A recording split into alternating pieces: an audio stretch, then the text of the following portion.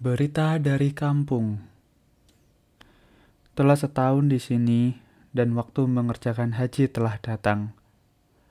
Tuan sendiri yang mula-mula saya kenal semenjak datang orang-orang yang akan mengerjakan haji dari tanah air kita. Kemudian sebagai tuan maklum datang pula saudara kita Saleh. Saleh adalah seorang teman saya semasa kami masih sama-sama bersekolah agama di Padang Panjang. Oleh karena sekolahnya di Padang telah tamat, dia hendak meneruskan pelajarannya ke Mesir. Ia singgah ke Mekah untuk mencukupkan rukun. Sekarang ia berangkat ke Madinah, supaya sehabis haji dapat ia menumpang kapal yang membawa orang ke Mesir pulang kembali, yang sewanya lebih murah daripada kapal-kapal lain. Dengan kebetulan sekali, dia telah memiliki syekh kita menjadi tempatnya menumpang, sehingga sahabat lama itu bertemu kembali setelah kami bercerai selama itu. Wahai Tuan, kedatangannya telah menghidupkan ingatan saya kembali kepada yang lama-lama. Dia menceritakan kepadaku bahwa dia telah beristri dan istrinya telah sudi melepaskan dia berlayar sejauh itu. Padahal mereka baru kawin. Dipujinya istrinya sebagai seorang perempuan yang setia yang teguh melepas suaminya berjalan jauh karena untuk menambah pengetahuannya. Setelah beberapa hari dia datang, dibawanya saya ke Ma'lah. Di atas sebuah bangku di halaman gohwa, ia membicarakan suatu hal yang sangat menggerakkan pikiran saya. Sambil meminum syahi Arab yang panas dan enak, dia memulai bicara. Hamid, tempo hari sudah saya katakan bahwa saya telah beristri. Istri saya itu Rosna. Ingatkah engkau akan Rosna, sahabat karib Zainab? Saya pucat mendengar nama Zainab disebutnya, karena sudah lama benar saya tiada mendengar nama itu disebut orang kecuali saya sendiri. Perubahan muka saya itu dilihat oleh Saleh sambil tersenyum urung. Kerap kali istriku dimintanya datang ke rumahnya, katanya meneruskan pembicaraannya. Karena perhubungan persahabatan mereka itu yang karib, rupanya Zainab telah sudi membukakan rahasia-rahasia yang sulit kepada istri saya. Yang paling hebat, ketika pada suatu hari istri saya datang ke rumahnya, didapatnya Zainab sedang merenungi sebuah album. Di dekat album, terkembang sehelai surat yang telah lusuh dan lunak, karena kerap kali dibaca dan dibuka lipatannya.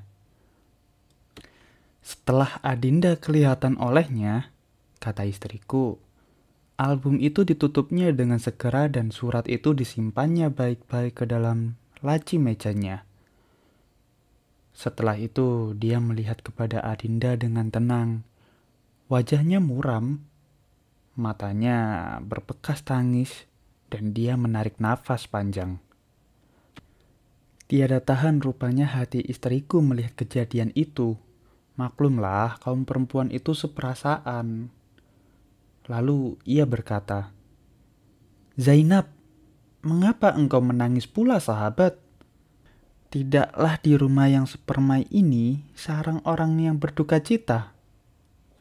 Di rumah yang indah-indah dan gedung-gedung yang permai yang kiri kanannya dikelilingi oleh kebun-kebun yang subur, cukup dengan orang-orang gajian yang setia.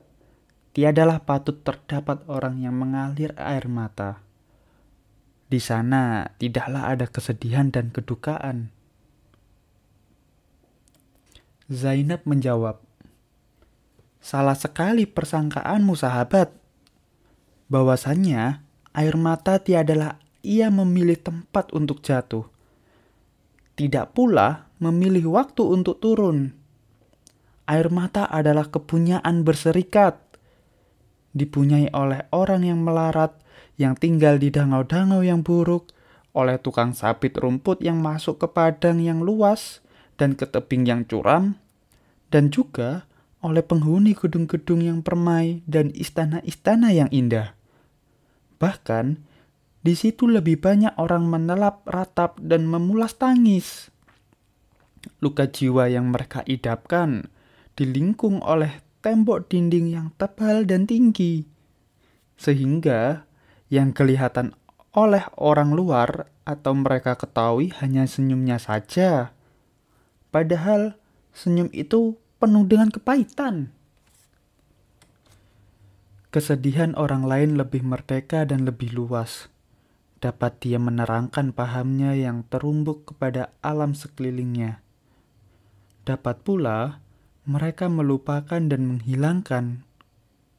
Tetapi di rumah tangga yang sebagai ini, kedukaan akan dirasakannya sendiri.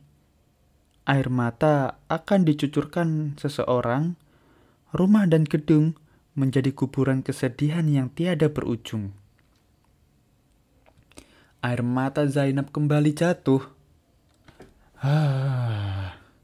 Mengapa engkau menangis juga, sahabatku? Kesedihan apakah yang engkau tangguhkan? Teringatkah engkau kepada ayahmu? Kalau demikian engkau salah, Zainab.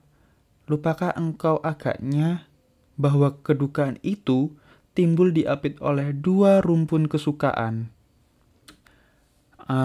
Bukan demikian, sahabat, jawabnya. Buat diriku sendiri, Tuhan telah mentakdirkan berlain dari orang. Kedukaan tumbuh di antara dua rumpun kedukaan pula. Dahulu saya telah berduka, sekarang berduka cita. Dan kelak agaknya akan terus berluka hati. Engkau menyesali nasib, Zainab. Menyesali nasib saya tidak. Menyadar untung saya bukan.